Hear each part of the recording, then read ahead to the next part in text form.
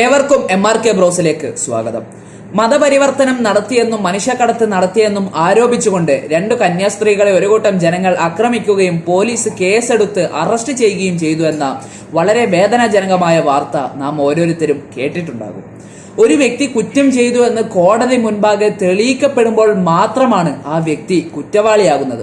അതുവരെ വെറും ആരോപണങ്ങൾക്ക് ഇരയായ വ്യക്തി മാത്രമാണ് എന്ന് മനുഷ്യർ മറന്നുപോകുന്നു. മനുഷ്യൻ എന്നുള്ളത് എത്ര മനോഹരമായ പദപ്രയോഗമാണ്. എന്നിട്ടും എന്തിനാണ് മനുഷ്യർ വെറുതെ തിന്മകൾ ചെയ്തു കൂട്ടുന്നത്?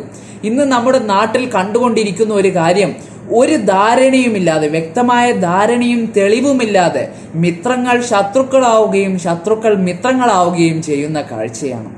ചിലരുടെയൊക്കെ പണത്തിന്റെയും അധികാരത്തിന്റെയും സ്വാധീനത്തിന്റെയും ഫലത്തിൽ ചിലർ നിരപരാധികളാണോ അതോ കുറ്റവാളികളാണോ എന്ന് നിർണയിക്കപ്പെടുന്ന വളരെ നീചമായ അവസ്ഥ. പല ഭാഷകളിലും പല മതത്തിലും പല ജാതിയിലുമുള്ള ജനങ്ങൾ ഒരുമിച്ച് സന്തോഷത്തോടുകൂടിയും സ്നേഹത്തോടുകൂടിയും സഹവസിക്കേണ്ടിടത്ത് ഇന്ന് നാം ഓരോരുത്തരും കണ്ടുകൊണ്ടിരിക്കുന്നത് ജാതിയുടെയും മതത്തിന്റെയും പേരിലുള്ള കലഹങ്ങളാണ്, ആക്രമണങ്ങളാണ്, കൊലപാതകങ്ങളാണ്. എന്താണ് നമ്മുടെ നാടിന് യഥാർത്ഥത്തിൽ സംഭവിച്ചുകൊണ്ടിരിക്കുന്നത്?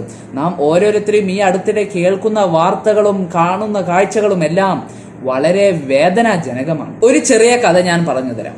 ഒരിക്കൽ കോഴിക്കോട് നിന്ന് മാനന്തവാടിയിലേക്ക് ബസ്സിൽ യാത്ര ചെയ്യുവാൻ ഇടയായ ഒരു വ്യക്തിയുടെ യാത്രാ അനുഭവം. ആ വ്യക്തി ബസ്സിൽ കയറി യാത്ര മറ്റുള്ളവരെ പോലെ ആരംഭിച്ചു. കുറച്ചങ്ങ് ചെന്നപ്പോൾ കണ്ടക്ടർ എല്ലാവരോടും ചോദിച്ചു, നിങ്ങൾ എല്ലാവരും ടിക്കറ്റ് എടുത്തിട്ടുണ്ടോ? അപ്പോൾ എല്ലാവരും പറഞ്ഞു, ഞങ്ങൾ ടിക്കറ്റ് എടുത്തിട്ടുണ്ട്, ഇനി എടുക്കാത്തതായി ആരുമില്ല.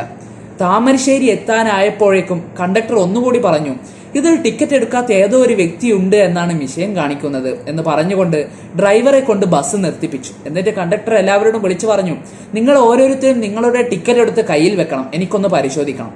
അങ്ങനെ ഒന്നൊന്നായി പരിശോധിച്ച് വന്നപ്പോഴാണ് കണ്ടക്ടർ ഒരു കാര്യം കണ്ടത്. ബസ്സിന്റെ പിൻ സീറ്റിൽ ഒരു മൂലയിൽ ഒരു വ്യക്തി ചുരുണ്ടുകൂടി കിടക്കുന്നു. കണ്ടക്ടർ എന്താണ് ചെയ്തതെന്ന് നിങ്ങൾക്കറിയുമോ? ആ വ്യക്തിയെ വിളിച്ചുണർത്തി. ആ വ്യക്തി ഉണരുമ്പോൾ കണ്ട കാഴ്ച എല്ലാവരും ആ വ്യക്തിയെ ആകാംക്ഷയോടുകൂടി നോക്കുന്നതാണ്. ജനങ്ങൾ വിചാരിച്ചു കണ്ടക്ടർ ആ വ്യക്തിയെ വഴക്ക് പറയുമെന്ന്. പക്ഷേ കണ്ടക്ടർ ചെയ്തത് ജനങ്ങളെ അത്ഭുതപ്പെടുത്തി. കണ്ടക്ടർ പറഞ്ഞു, കുഴപ്പമില്ല, ടിക്കറ്റ് എടുത്തിട്ട് ഉറങ്ങിക്കോളൂ. ഈ സാഹചര്യത്തിൽ കണ്ടക്ടർ മോശമായി പെരുമാറിയിരുന്നുവെങ്കിൽ ആ ബസ്സിലെ യാത്രക്കാരെല്ലാം കണ്ടക്ടറുടെ കൂടെ കൂടുമായിരുന്നു.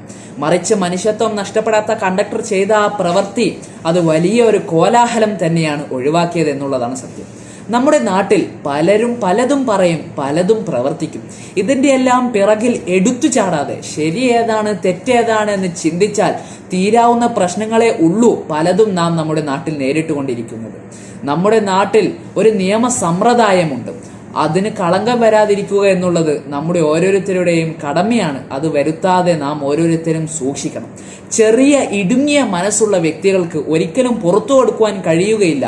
അവർ പറയും, ഞാൻ മരിച്ചാൽ പോലും ഞാൻ ഈ കാര്യം മറക്കുകയില്ല, ഞാൻ നിനക്ക് പുറത്തു തരികയില്ല. പക്ഷേ വിശാലമായ കാരുണ്യമുള്ള വലിയ മനസ്സിലുടമയുള്ളവർ പറയും, ഞാൻ നിനക്ക് പുറത്തു തന്നിരിക്കുന്നു. അവർക്ക് ഒരു കാര്യവും പൊറുക്കാതിരിക്കുവാൻ കഴിയുകയില്ല എന്നുള്ളതാണ് സത്യം. നാം ഓരോരുത്തരും പരസ്പരം വെറുപ്പും വിദ്വേഷവും വെച്ച് നടക്കാതെ ഏറ്റവും കൂടുതൽ പുറത്തു കൊടുക്കുന്നവനും കാരുണ്യം കാട്ടുന്നവനും ഉള്ളവനാണെങ്കിൽ സന്തോഷത്തോടുകൂടി നമുക്ക് ഓരോരുത്തർക്കും സഹവസിക്കാം, ജീവിതം മുന്നോട്ട് കൊണ്ടുപോകാമെന്ന് പറഞ്ഞുകൊണ്ട് ഞാൻ ചുരുക്കുന്നു.